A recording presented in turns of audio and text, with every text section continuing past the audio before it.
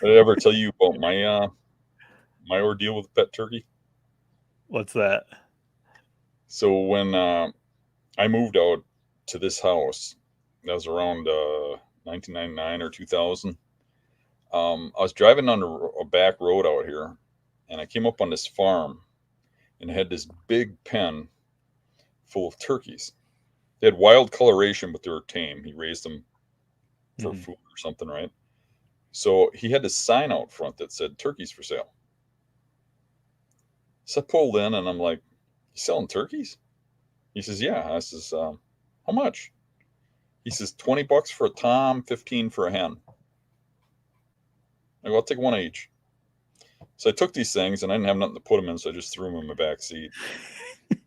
I drove home, and I go in and I tell Carol, I says, "Hey, I got you some friends." She likes animals. Yeah. So she comes out, and I go, "I got you some turkeys for the farm." We call this the farm. It's only 7 acres, but Right. so then that was kind of stupid of me because then I had to make a pen. I didn't really think I'd be making myself work. I thought I was going to be keeping her busy. Yeah. But so we took the old barn down in the bottom and made a pen in the front and stuff, and put these turkeys in there. And they were experts at escape. They just kept breaking out. No matter what you did, they would get out. And it really wasn't that big of a deal because they didn't run away. So eventually, I just gave up, and we just let them walk around the yard. They just stay in the yard. As long as you're going out there a couple times a day throwing food down, they just stay there. They just stay up by the porch or whatever. And so it was fine. And then turkey season came, and I was at work, and Carol said a truck pulled up the driveway, and somebody's knocking on the door. And she goes to the door, and there's this guy knocking on the door, and he seemed like there's something wrong with him in his head. And he's like, "Can I hunt turkeys on your property?"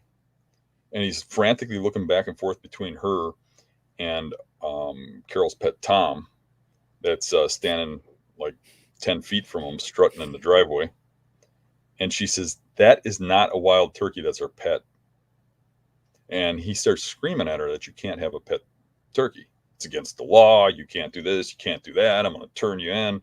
She says, "This is a farm. That's a farm animal. Get out of here." Right. So the guy's leaving, yelling and screaming because that's how you get permission to hunt people's pet turkeys is you scream and yell at them. But anyways, he goes and he gets in his truck and he leaves. And Carol goes back about her business, but he didn't really leave. He drove 100 yards down the road and parked on the other side of my neighbor's house, on the back side of our property where we got like a little swamp down there and stuff. And then my neighbor's got a property with a lawn out there. He parks on the other side of their property and he walks through their lawn with his shotgun. And they come out on their porch and they watched him get out of his truck. And they're like, "What are you doing?" And he goes, "Oh, I got to get to my truck. It's parked over there." And he points towards my house. And they're like, "Didn't you just get out of that truck?" And he just runs past. And they had no idea what was going on. So they're like, "What the hell's going on?" And then he goes through our backyard and through the swampy area and up into the yard. And all of a sudden, Carol hears a shotgun blast. And she runs out on the porch. And here this guy is like 20 feet from our house. He shot this turkey in our driveway. And he runs over, grabs our pet turkey, and takes off running while Carol's screaming at him.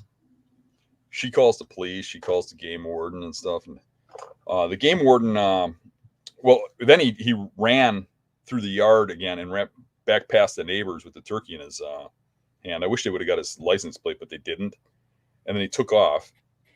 So the warden went down and investigated with them, and he talked to us, and he said, "Oh, we're going to get him because when he registers a bird, there's only so many birds that were shot." And it turned out only 3 were shot in that day, and ours was unique because the reason that guy was selling all those turkeys is because they were starting to inbreed, and the toms weren't growing beards and stuff. So this one had absolutely no beard, even though it was a big tom. Yeah. So he checked with the registrations. He checked with the 3 people that registered birds, and every one of them was a bearded tom, and none of the 3 guys matched the guy who shot the turkey. So he just didn't register the bird. But that was my ordeal with having a pet turkey. Jeez. I'm not surprised for some reason. Hey everybody, if you like the channel, make sure you subscribe right here. And if you like the clips, I got 2 more options for you. 2 options right here. Subscribe right here. See you guys.